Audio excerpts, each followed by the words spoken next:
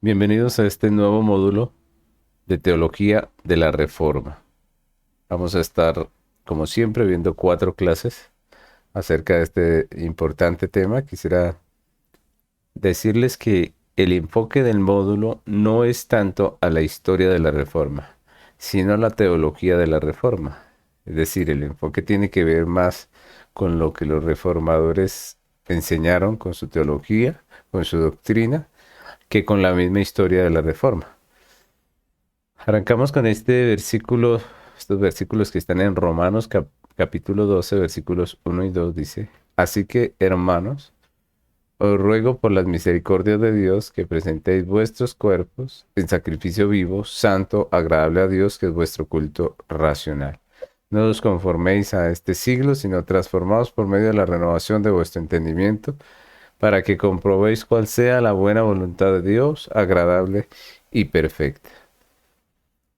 Ese texto es muy importante porque nos recuerda que como hombres siempre estamos llamados, o más bien, siempre estamos tentados, más bien, a desviarnos hacia la corriente de este mundo, ¿no? Siempre estamos tentados a terminar tomando la forma que el mundo nos quiere dar. Por eso dice: no os conforméis a este siglo. Recordemos que allí la palabra siglo también se traduce mundo y nos habla acerca del sistema pecaminoso del mundo. No nos debemos adaptar, no debemos tomar la forma que el mundo nos quiere dar, es lo que dice el apóstol Pablo. Dice: yo les ruego que por la misericordia de Dios que presenten su cuerpo en sacrificio vivo y no se conformen a este siglo, sino que se transformen. ¿Cómo nos transformamos nosotros? Por medio de la renovación de nuestro entendimiento, es decir, por la palabra de Dios, para que comprobéis cuál sea la buena voluntad de Dios, agradable y perfecta. Es una realidad que la iglesia siempre se ve tentada a tomar la forma que el mundo le quiere dar. Y lo hemos visto a través de toda la historia de la iglesia. En tiempos antiguos fue igual. Como hemos estado viendo en el módulo de historia de la iglesia paulatinamente fue apartándose de la doctrina apostólica y fue tomando la forma de este mundo. Su teología, su doctrina y también su práctica empezaron a tener un carácter más mundano que bíblico. La iglesia empezó a apartarse de los postulados bíblicos y empezó a tomar la forma de este mundo. Y no se renovó por la palabra de Dios. Y nosotros vimos, cuando vimos el módulo de historia de la iglesia, pues aprendimos cómo la decadencia de la iglesia no fue de un día para el otro. La decadencia de la iglesia, la inmoralidad de la iglesia, todo lo que terminó siendo la iglesia para 1400, 1500, pues fue el resultado de pequeños pasos apartándose de la doctrina bíblica y adaptándose a este mundo. Y es lo que Pablo nos dice en estos versículos, por eso lo tomamos como un versículo clave de este módulo, que nos recuerda que no podemos tomar la forma de este mundo.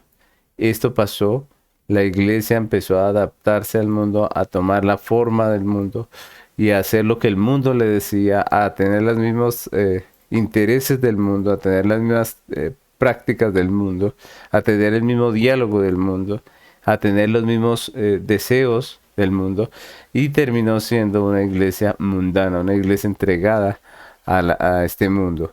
Y eso fue lo que pasó en medio de la iglesia, al punto que la iglesia se apartó, se corrompió en su doctrina y en su práctica de una manera terrible.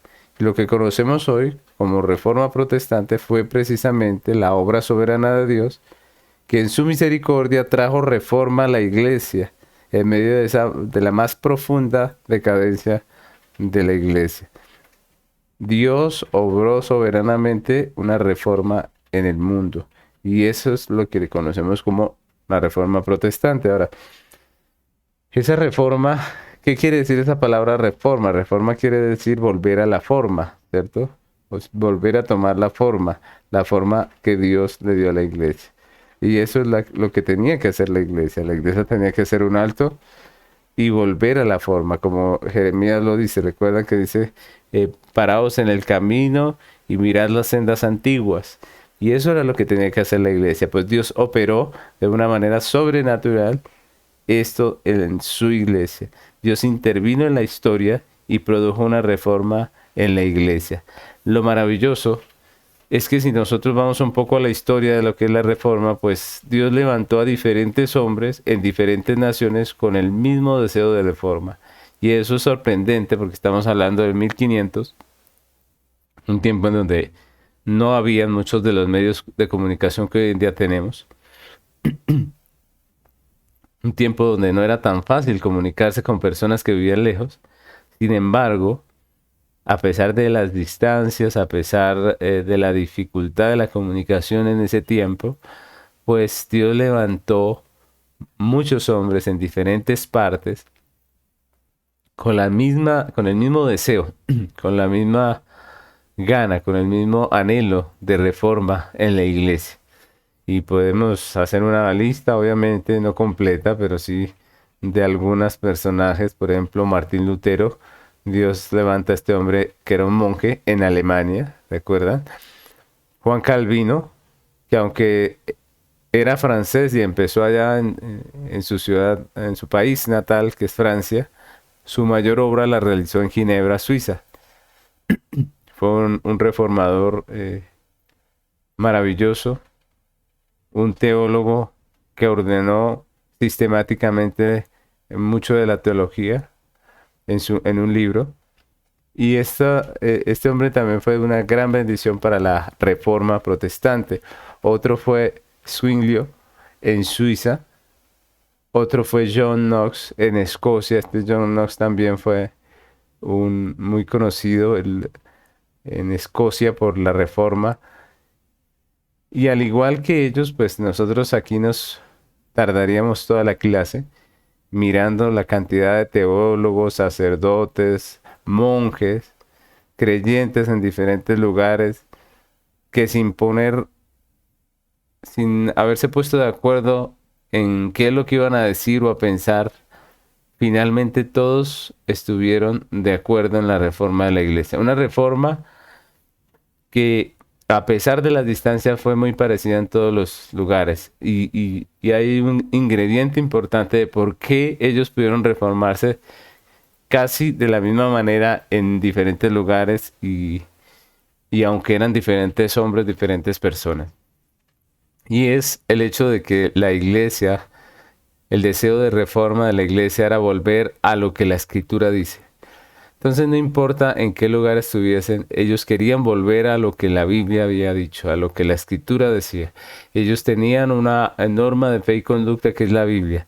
Y al todos querer volver a la forma que Dios dio originalmente a la iglesia a través de las escrituras, pues finalmente esa reforma se pudo dar en muchos lugares.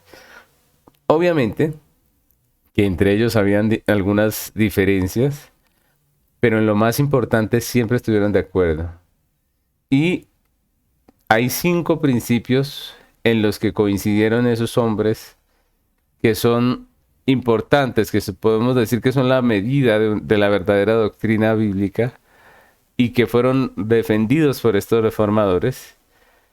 Y la idea es que a través de este módulo estudiemos un poco esos 5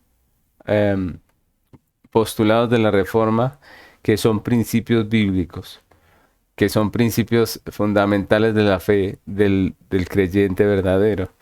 Entonces, a medida que estudiamos este módulo, vamos a ver esas 5 doctrinas que son comúnmente conocidas como las 5 solas y que vienen a ser las 5 doctrinas bases de la reforma y que son muy importantes para nosotros hoy. Son 5 doctrinas muy importantes que la iglesia debe conservar siempre y por eso vamos a estar viéndolas. Obviamente, como no tenemos sino 5 clases, vamos a tener que en una clase, 4 clases, vamos a tener que en una clase trabajar 2 de esos principios, ¿no? Entonces vamos a dividir este módulo en 4 clases de la siguiente manera. Este es el contenido. Lo primero, el primer la primera clase que vamos a estar viendo es la sola gracia. Vamos a hablar de la gracia, de por qué la salvación es por gracia y la importancia de esa doctrina que es clave en la iglesia cristiana.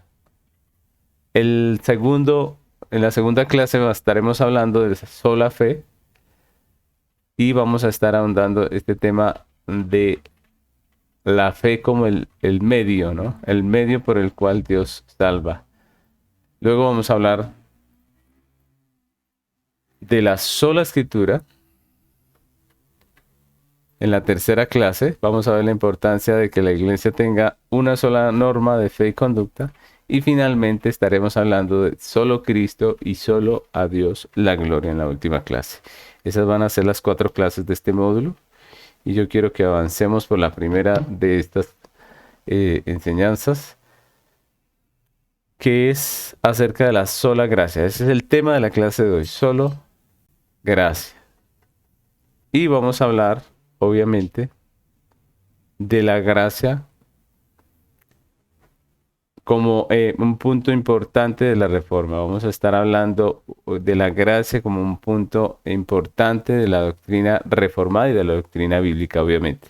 Entonces, primero que todo, recordemos el texto que va a ser nuestra base. Dice: así que, hermanos, os ruego por las misericordias de Dios que presentéis vuestro cuerpo en sacrificio vivo, santo, agradable a Dios, que es vuestro culto racional. No os conforméis a este siglo, sino transformaos por medio de la renovación de vuestro entendimiento, para que comprobéis cuál sea la buena voluntad de Dios, agradable y perfecta. Entonces, quisiera empezar recordándoles que en este texto Pablo nos confronta con la verdad que veníamos hablando hace un momento, de que la iglesia suele terminar conformándose a este mundo, y que es un llamado de atención de Pablo para que nosotros como iglesia no nos dejemos llevar por esa tentación de tomar la forma del mundo, sino que nos renovemos, nos transformemos por medio de la renovación de nuestro entendimiento. Ahora, para lograr esa transformación de nuestro entendimiento, debemos nosotros ir a la palabra, ¿no? La única forma de transformarnos por medio de la renovación de nuestro entendimiento es a través de la palabra de Dios. Sin la palabra de Dios no hay esa renovación de nuestra mente. Y es eso precisamente lo que hicieron los reformadores.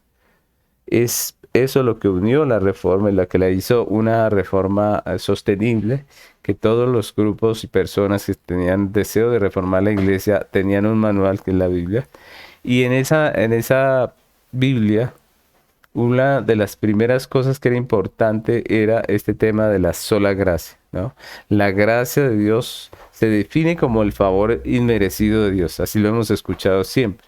Sin embargo, la definición de gracia es mucho más que eso, porque nosotros no solamente no merecíamos la salvación, sino que más bien nosotros merecíamos la condenación. Es decir, no éramos simples inocentes o simples personas neutras a las que Dios les hace un regalo, sino que éramos más bien enemigos de Dios, a los que Dios en su gracia, en su misericordia, les otorga la salvación. Y eso es mucho más que un don no merecido. Eso es mucho más, porque estamos hablando de algo que Dios hace en favor de alguien que era su enemigo. Nosotros éramos sus enemigos. Y lo que vamos a hacer primeramente es a mirar cómo esta doctrina es base, o es más bien fundamental dentro de la Escritura, y cómo se levantaron a través de la historia personas que quisieron desvirtuar la gracia o desvirtuar el hecho de que la salvación era únicamente por gracia. Quiero hablarles precisamente, para entrar en materia en este punto, de 2 contradictores de la sola gracia, ¿cierto? Es decir, estamos diciendo que la doctrina bíblica dice que es solamente por gracia que somos salvos. Sin embargo, en la historia de la iglesia se han levantado 2 corrientes de pensamiento que son contrarias a esa sola gracia. Obviamente de estas se desprenden muchas más, pero estas son importantes dentro de la historia y quiero que hablemos un poco de ellas.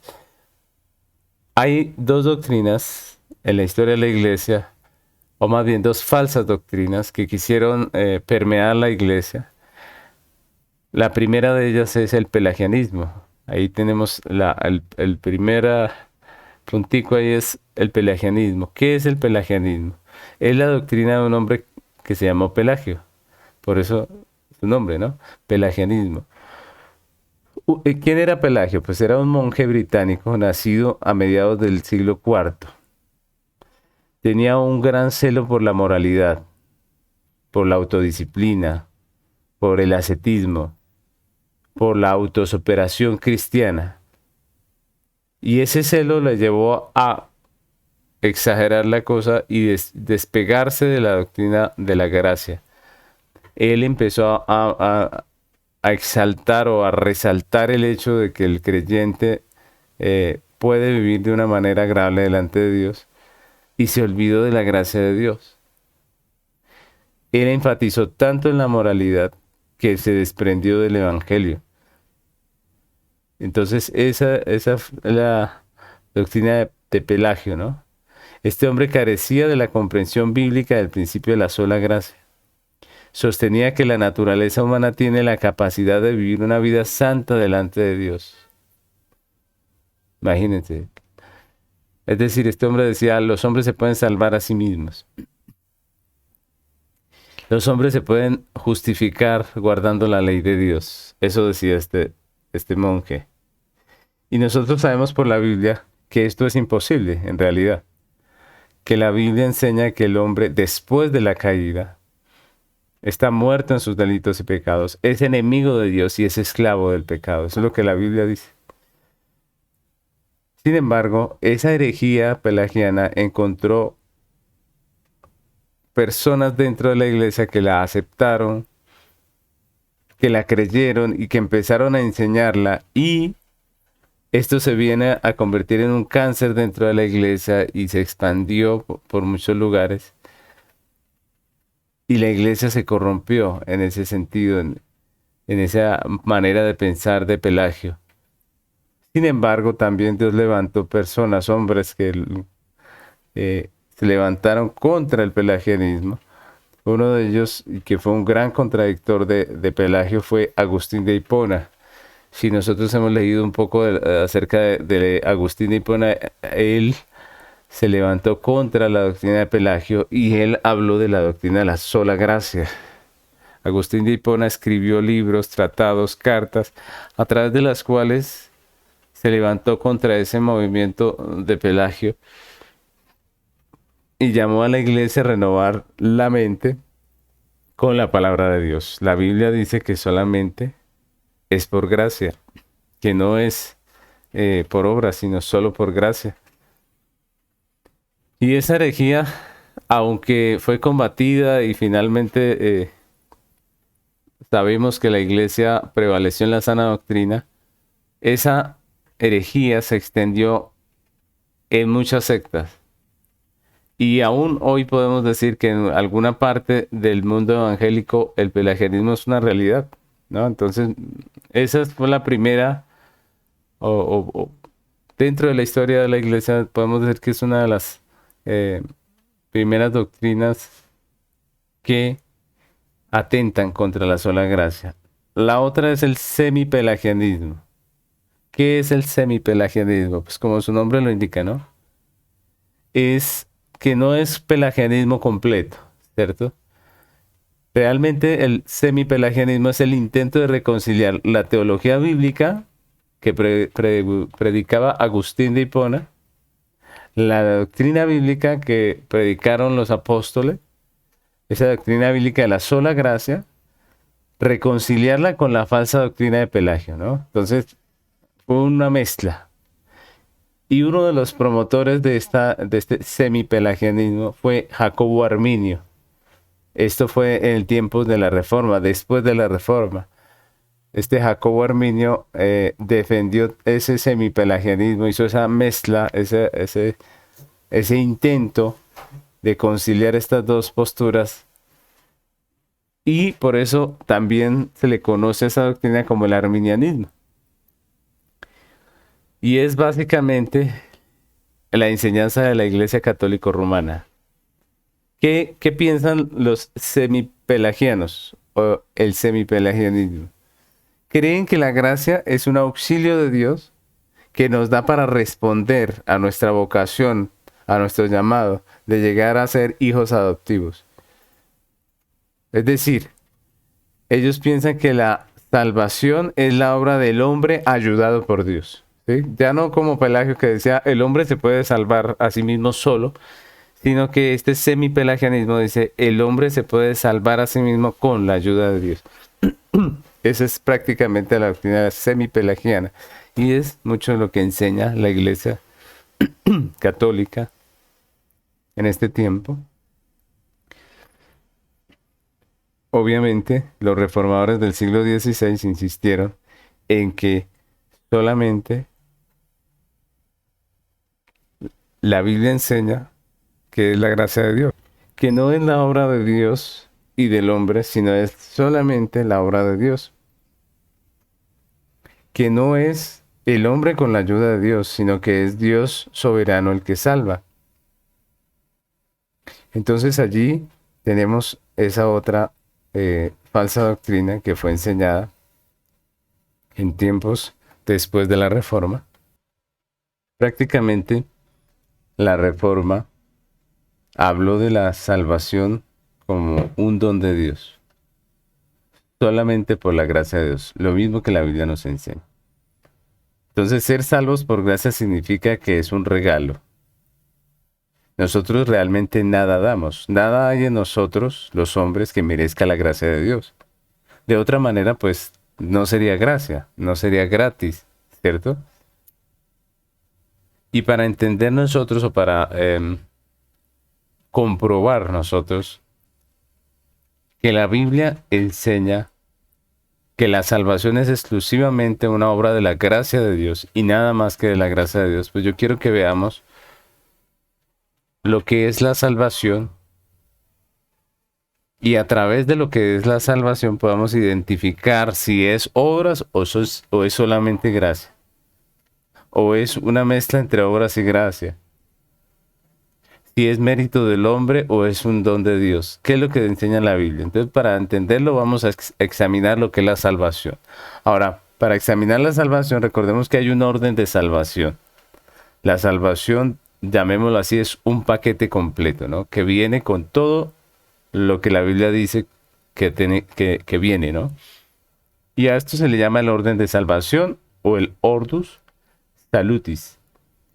El orden de salvación. ¿Y a qué se refiere ese término? Pues a todos los elementos que componen la salvación, que hacen parte de la salvación. Y yo quiero que examinemos cada uno de ellos para que podamos comprobar cómo cada uno de ellos nos muestra que la salvación no puede ser otra cosa que la gracia de Dios. Entonces vamos a ir avanzando por medio del orden de salvación y vamos a estar examinando cada uno de estos punticos. Primero vamos a hablar de la elección. Recordemos que son 8 esos elementos del orden de salvación. Vamos a hablar de cada uno de estos 8 elementos. El primero que encontramos en este orden es la elección. Entonces, la elección es un tema muy interesante porque la Biblia lo trata. Y esto es importante que de pronto si algún creyente nos oye y dice, yo no creo en la elección, y de pronto ya está pensando en detener la clase y no escucharla, quiero decirle que la elección es un tema bíblico que está allí, que no podemos quitarlo de allí. Recordemos que estamos llamados a creer lo que la Biblia dice, no lo que nosotros entendemos o lo que a nosotros nos parece, sino lo que la Biblia dice. La Biblia dice que toda la escritura es inspirada por Dios. No podemos quitar un pedazo de las escrituras. Y cuando hablamos de elección, vemos que la Biblia está llena de doctrina donde nos muestra la elección. Entonces, como creyentes debemos reconocer que si un tema está en la Biblia, debemos aceptarlo, y no solamente aceptarlo, sino creerlo. Creerlo como está en la Escritura.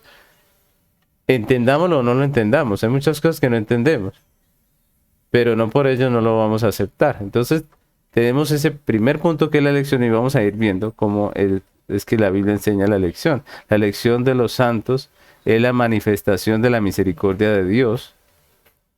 No es un asunto nuestro de hombres, sino es la manifestación de la misericordia de Dios, por medio de la cual Él determina rescatar una multitud de personas de toda tribu, naciones, lenguas, para que sean su pueblo, su iglesia, y para que Él sea su Dios. Entonces es una determinación de Dios, soberana de Dios, donde Él elige a un pueblo para sí. La salvación de los creyentes es el desarrollo en el tiempo del plan de Dios, ¿no? Dios lo planeó allá todo en la elección y luego en el desarrollo del tiempo, pues vemos cómo los creyentes son salvos conforme a ese plan de Dios. Entonces la lección nos recuerda que la salvación es solo por gracia, porque nosotros fuimos elegidos antes de que el mundo fuera.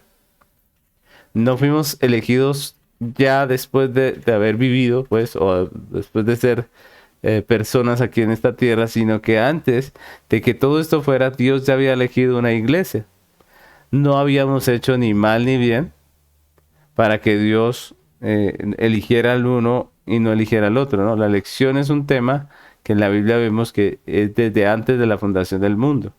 Y dice Efesios capítulo 1, versículos 3 al 6. Dice, bendito sea el Dios y Padre de nuestro Señor Jesucristo, que nos bendijo con toda bendición espiritual en los lugares celestiales en Cristo, según nos escogió en Él. ¿Cuándo? Antes de la fundación del mundo, para que fuésemos santos y sin mancha delante de Él, en amor, habiéndonos predestinado para ser adoptados hijos suyos, por medio de Jesucristo, según el puro afecto de su voluntad, para alabanza de la gloria de su gracia, con la cual nos hizo aceptos en el amado. Entonces miren por qué este texto es importante.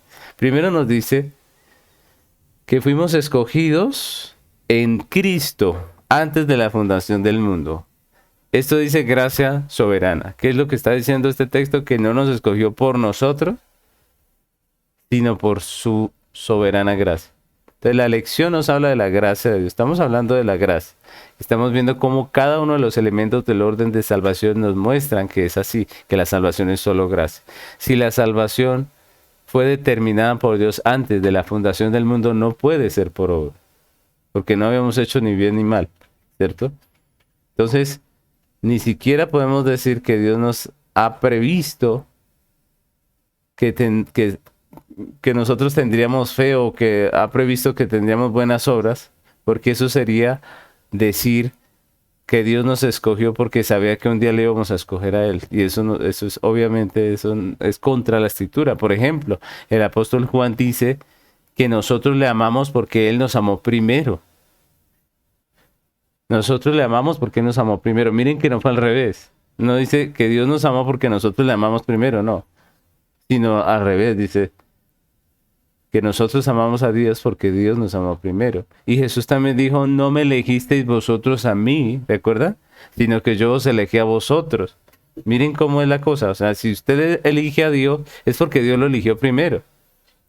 Si usted ama hoy a Dios, es porque Dios lo amó primero. Y eso es gracia soberana. Eso es maravilloso.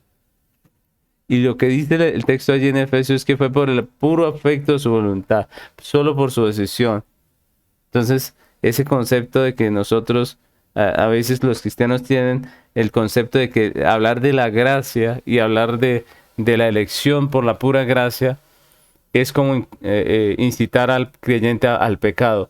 Pero ese texto no nos está diciendo eso. Ese texto nos dice que Él nos escogió antes de la fundación del mundo para que fuésemos santos y sin mancha delante de Él.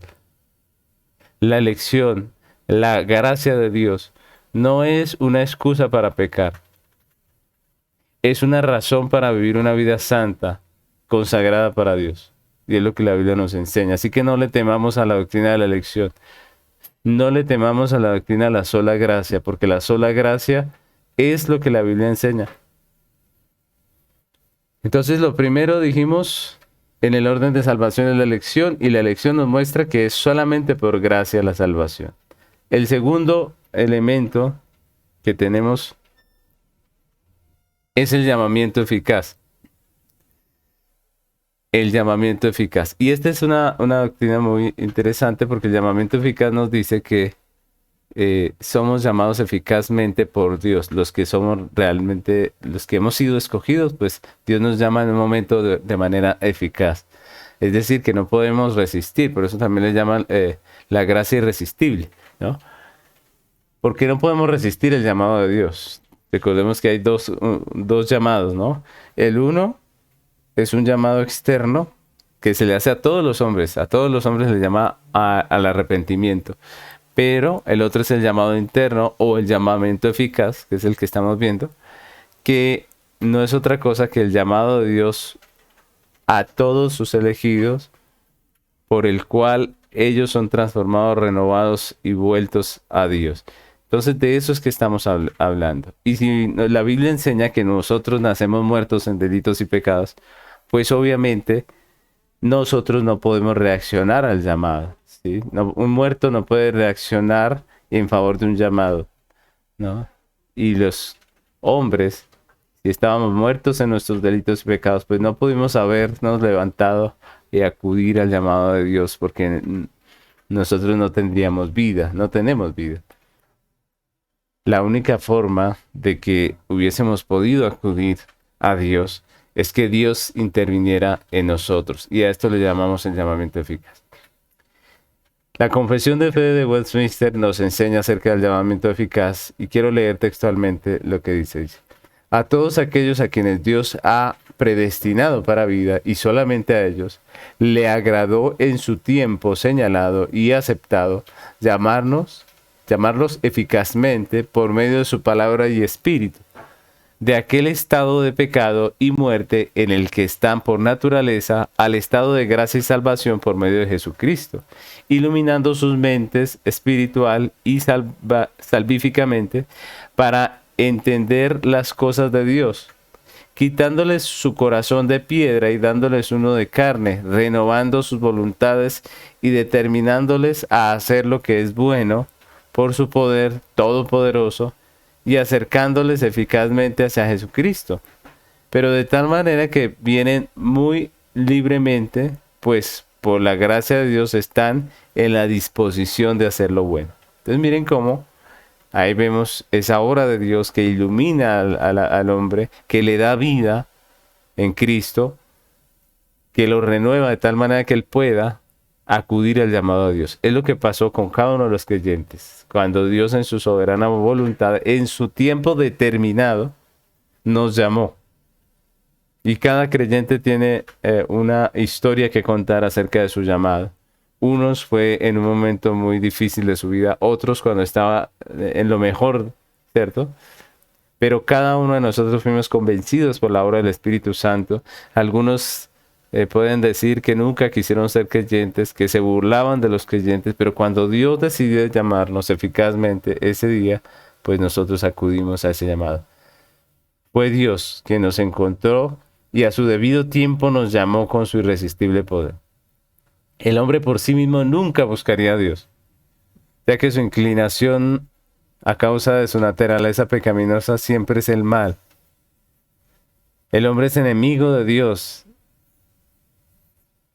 El hombre es enemigo de Dios por herencia y por decisión.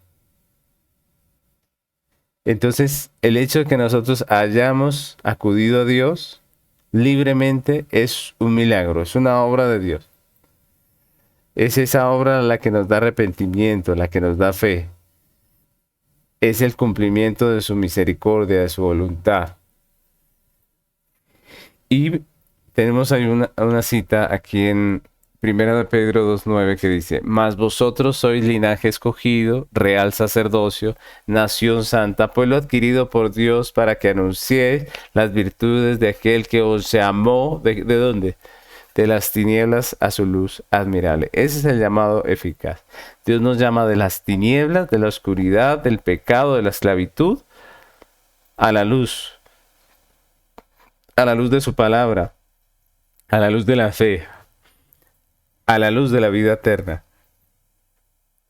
Y es por la gracia de Dios que nosotros acudimos. El llamamiento eficaz nos recuerda nuevamente que la salvación solamente puede ser por la gracia de Dios.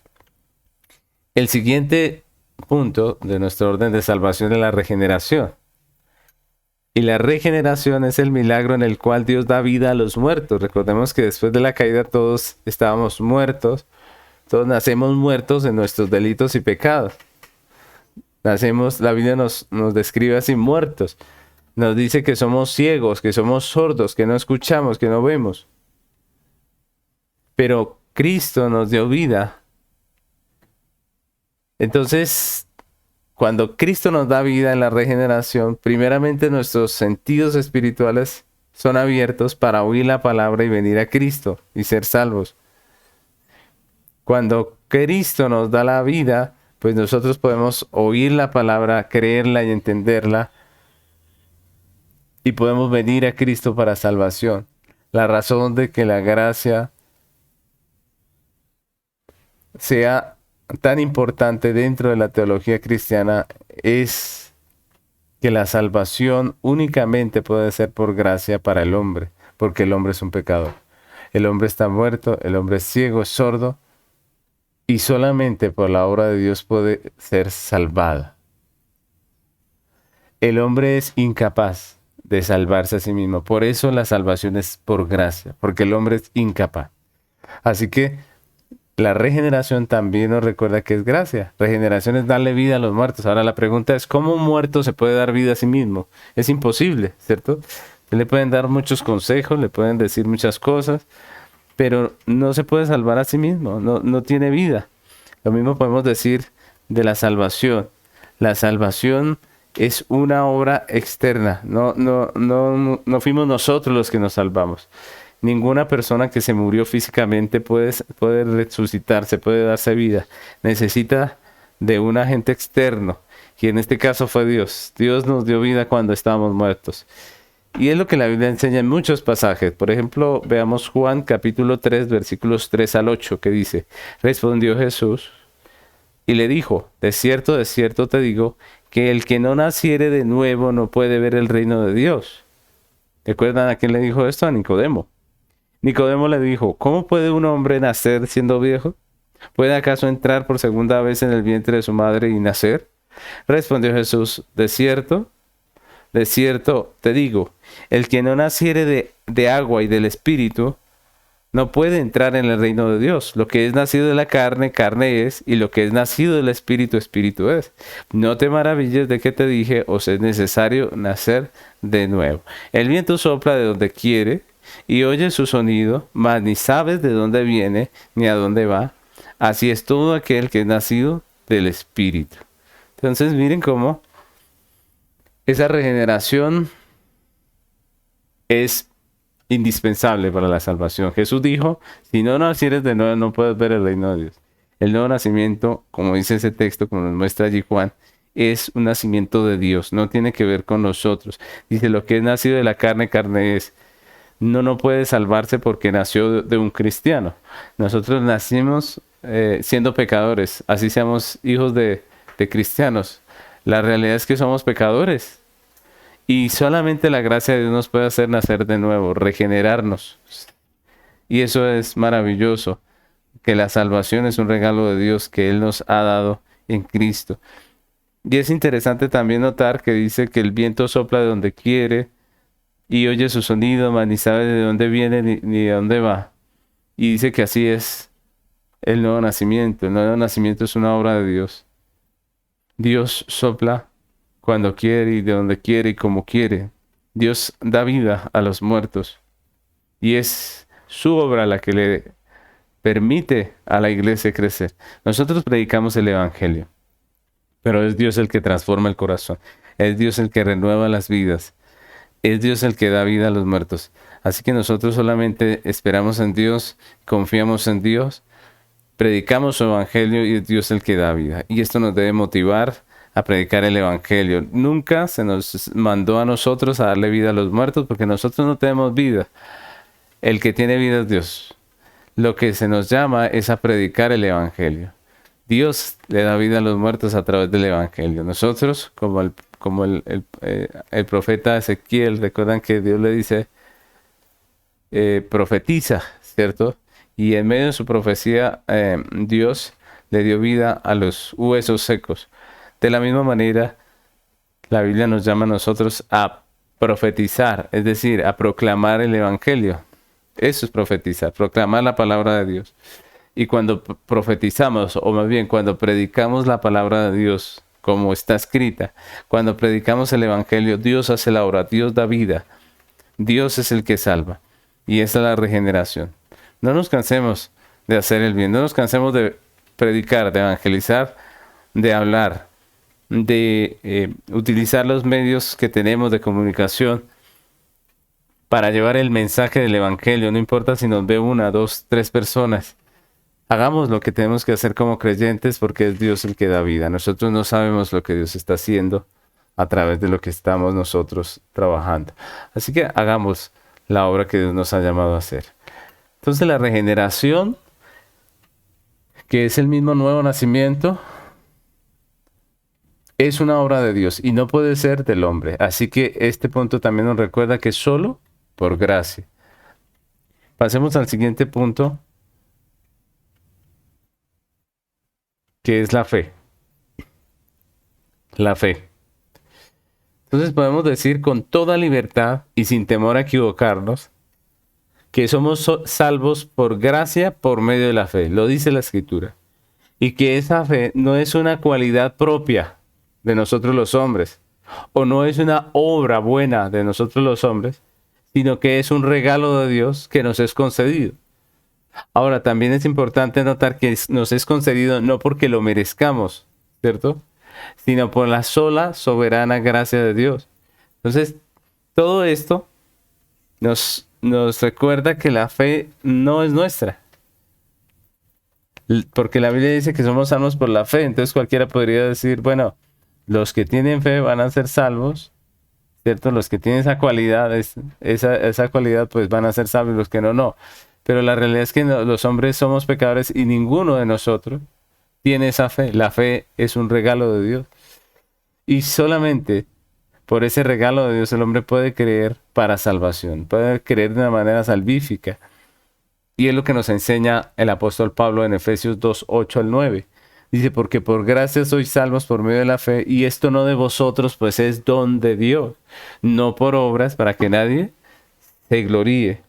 Y aquí en este otro punto, en este cuarto punto, pues podemos ver de nuevo que la salvación solo puede ser por gracia, porque el que da la fe, que es el medio por el cual somos salvos, es Dios. No somos nosotros, no son nuestras cualidades, no son nuestras buenas obras, sino que la gracia es un don, un regalo de Dios, y Dios al que quiere lo da.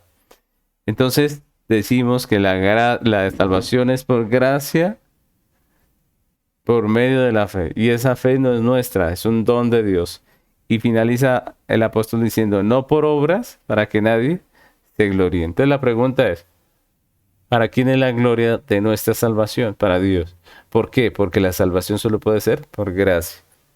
No vamos a hablar mucho de la fe porque es uno de los puntos que vamos a estudiar más adelante en otra clase. Pero este cuarto punto del orden de salvación también nos recuerda que la salvación es solo por gracia. Pasemos al quinto punto del orden de salvación, que es la justificación. ¿Qué es la justificación? La justificación es la declaración legal por la cual el condenado queda absuelto. Miren esto, porque a veces nosotros confundimos los términos. Justificar no quiere decir hacer justo a alguien en su práctica. No, eso no es.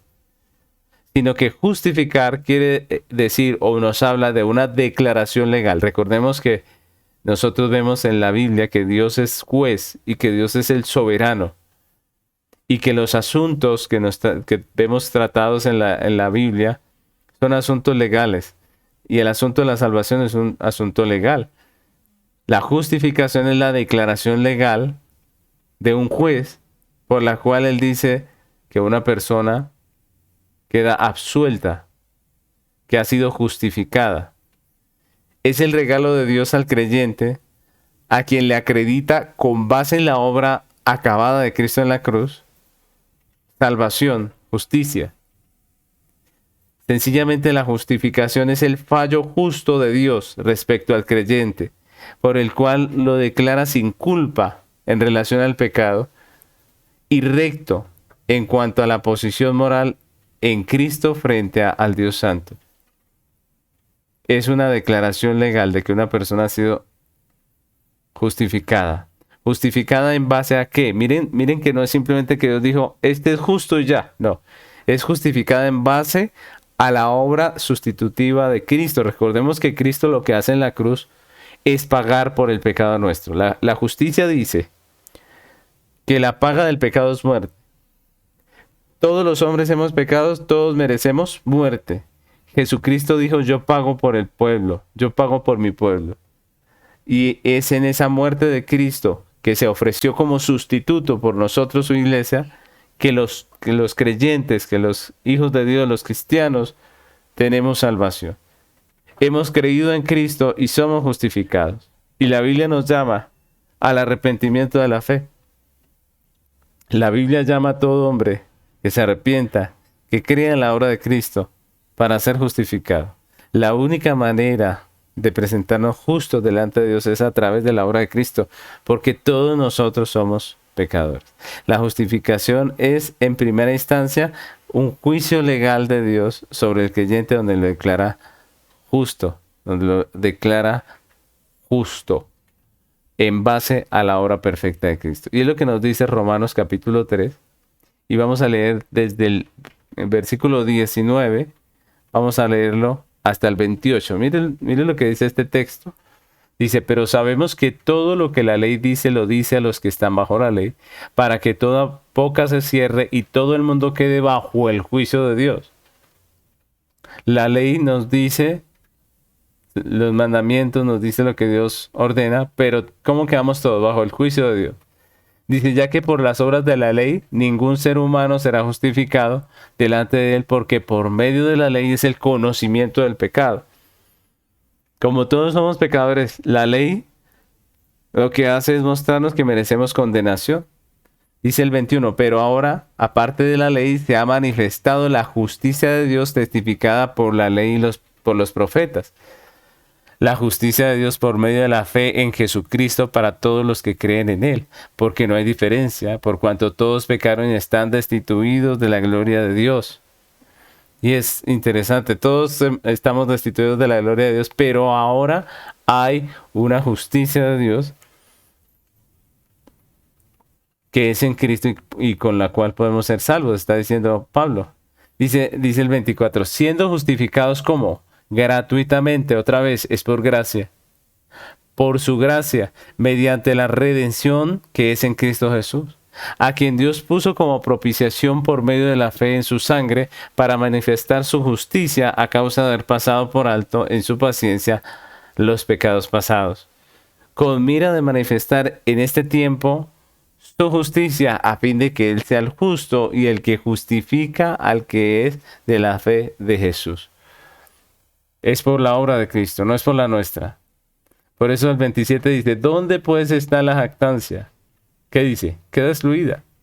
¿Por cuál ley? ¿Por la de las obras? No, sino por la ley de la fe. Concluimos pues que el hombre es justificado sin las obras de la ley. ¿Cómo así? ¿Por qué? Porque Cristo ya pagó en la cruz. Porque Cristo ya cumplió la ley por nosotros, porque Él fue el sustituto. Y esa es la justificación. La justificación es una declaración legal, donde el creyente queda absuelto no por sus propios méritos, no por su propia justicia, sino por la justicia del sustituto. Prácticamente podemos decir que la Biblia enseña que al Cristo morir en la cruz podemos decir que Él pagó, ¿cierto? En el juicio no se va a decir que el hombre nunca pecó, se va a decir que el hombre pecó, pero que ya alguien pagó. ¿Quién pagó? Jesucristo. Y esa es la justificación. Y esa justificación es solo por gracia. Otro punto del orden de salvación que nos recuerda que es solamente por gracia, no por nuestras obras. No somos justificados por las obras de la ley, sino por la gracia, por la fe en Cristo. Continuemos con el siguiente elemento de ese orden de salvación, que es la adopción. Y la adopción es un punto importante también, porque es cuando Dios se digna conceder a todos los que son justificados por Jesucristo, que seamos participantes de la adopción. Dios nos adopta. nos concede ser sus hijos. Nos cuenta a nosotros dentro del número de sus hijos. Gozamos de las libertades de ser hijos de Dios, de los privilegios de ser hijos de Dios. ¿Cuáles privilegios? Pues muchos. La Biblia dice que estamos marcados para salvación, por ejemplo. Dice que recibimos el espíritu de adopción. Dice que tenemos acceso confiado al trono de nuestro Padre, del Dios eterno, al trono de la gracia. Dice que estamos capacitados para clamar Abba Padre. Podemos decirle a Dios Padre nuestro. Dice que somos compadecidos por Dios, que somos protegidos por Dios, que somos ayudados, sostenidos por Dios, que somos provistos por Dios. Pero también el hecho de que seamos hijos de Dios también quiere decir que nosotros somos disciplinados por Dios. Y eso es importante. A veces solamente vemos la parte en donde nos gusta a nosotros, en donde recibimos alguna cosa que nos gusta. Pero ser hijos de Dios no quiere decir solamente ser protegidos por Dios y guardados y sostenidos, sino que también somos amonestados por Dios, somos corregidos por Dios, somos disciplinados por Dios. Pero nunca seremos desechados. Eso es algo maravilloso. Nunca somos desechados. Somos sus hijos. Fuimos sellados para el día de la redención. Tenemos una herencia eterna. Una herencia de salvación. Efesios capítulo 1, versículo 4 al 6 dice: según nos escogió en Él antes de la fundación del mundo para que fuésemos santos y sin mancha delante de Él, en amor, habiéndonos predestinado para ser adoptados hijos suyos por medio de Jesucristo, según el puro afecto de su voluntad, para alabanza de la gloria de su gracia, con la cual nos hizo aceptos en el amado. Habiéndonos predestinado para ser adoptados, ¿qué? Hijos suyos, según el puro afecto de su voluntad. Y eso es maravilloso. Somos parte de esa familia de la fe, somos parte de los hijos de Dios. El séptimo punto de nuestro orden de salvación, que nos muestra que también somos nosotros salvos por gracia, es la santificación. Y este es un punto importante, ya que algunos ven la santificación como una obra del creyente, pero la Biblia nos la presenta como una obra de Dios. La Biblia nos enseña que los que somos llamados eficazmente y que somos regenerados, aquellos a los que se nos ha dado un corazón nuevo, que tenemos un espíritu nuevo dentro de nosotros, como dice Ezequiel, somos también santificados. Y miren, porque cuando hablamos de la justificación dijimos que es un acto legal, ¿no? Que ocurrió una vez para siempre, fuimos declarados justos y punto, una vez para siempre. Pero cuando hablamos de la santificación hablamos de un proceso que empezó con la regeneración y que continúa en la vida cristiana. Somos santificados real y personalmente por medio de la virtud de la muerte y la resurrección de Cristo. ¿Cómo somos santificados? Por la palabra de Dios, por la predicación, por la lectura que hacemos todos los días, por el Espíritu Santo que mora en nosotros. ¿Qué pasa en medio de esa santificación? Pues que el dominio del pecado sobre nosotros va siendo destruido, va siendo aplacado, y las diversas concupiscencias que hay en nosotros, pues son debilitadas y mortificadas más y más. Y los llamados somos más fortalecidos y vivificados en las gracias salvadoras. Dios obra en nosotros, perfecciona su obra de tal manera que podemos tener una práctica verdaderamente santa delante de Dios. Podemos tener santidad, sin la cual nadie verá al Señor. ¿Recuerdan que está escrito? Primera a los Corintios 6:11 dice: y esto erais algunos, mas ya habéis sido lavados, ya habéis sido santificados, ya habéis sido justificados en el nombre del Señor Jesucristo y por el Espíritu de nuestro Dios. Lo dice claramente. Ahora ya no estamos como antes. Hemos sido transformados y nosotros encontramos una y otra vez el llamado del apóstol Pablo, el llamado de Dios a través de los diferentes escritores del Nuevo Testamento a la santificación. ¿Somos creyentes? Vivamos como hijos de Dios, vivamos como hijos de luz. ¿Quién obra esa santificación en nosotros? Es Dios. Miren que dice el texto, por el Espíritu de nuestro Dios. Dios nos santifica, Dios persevera en nosotros, no somos nosotros, es Dios el que persevera continuamente en nosotros. Muchas veces tiene que pasarnos por algunos procesos difíciles en los cuales nosotros vamos a entender, vamos a poder comprender, vamos a poder corregir nuestros pecados, nuestros errores y vamos a caminar como Dios nos ha mandado. Dios está obrando en nosotros y el que comenzó su obra en nosotros la perfeccionará hasta el día de Jesucristo. Por último, hablamos de la glorificación, que es el último de los puntos del orden de salvación, y también la glorificación nos habla de la gracia de Dios. ¿En qué sentido? La glorificación viene a ser aquel momento en que el Señor venga, aquel momento en que el Señor nos llame y que seamos transformados, que seamos renovados a su imagen completamente. Solo Dios tiene el poder de glorificar. Romanos 8:30 dice: y a los que predestinó, a estos también llamó, y a los que llamó, a estos también justificó, y a los que justificó, a estos también glorificó. Esperamos ese momento precioso en que Dios nos glorifique. Esperamos ese momento precioso donde, como dice el salmista, despertaremos a su semejanza, seremos renovados. La glorificación. Y como dice este texto, en donde Pablo nos habla de este orden de salvación, es Dios el que un día nos glorificará. Es Dios el que nos puede glorificar. Nosotros no podemos glorificarnos, es solamente Dios. Así que todo el orden de salvación es solamente por gracia. Y aunque todo esto lo hace Dios en su gracia, todo esto lo hace jurisprudencialmente, es decir, dentro de la justicia. Dentro de la justicia. Miren que la gracia no es la evasión de la justicia, sino el cumplimiento de ella.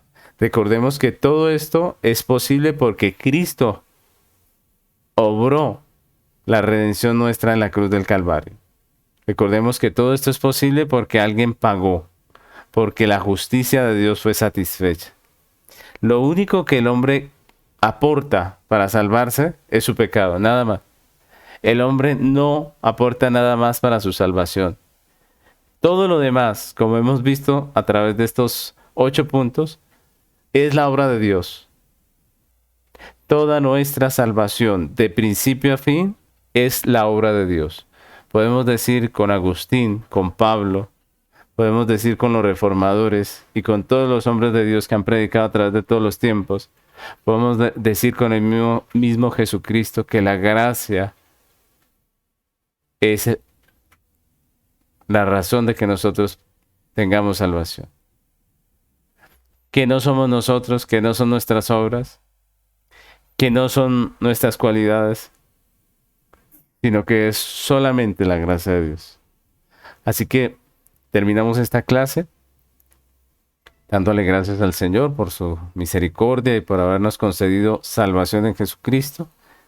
Y en la próxima clase continuaremos este tema tan importante que es la teología de la Reforma y seguiremos viendo, examinando, estudiando esas 5 solas. Dios los bendiga.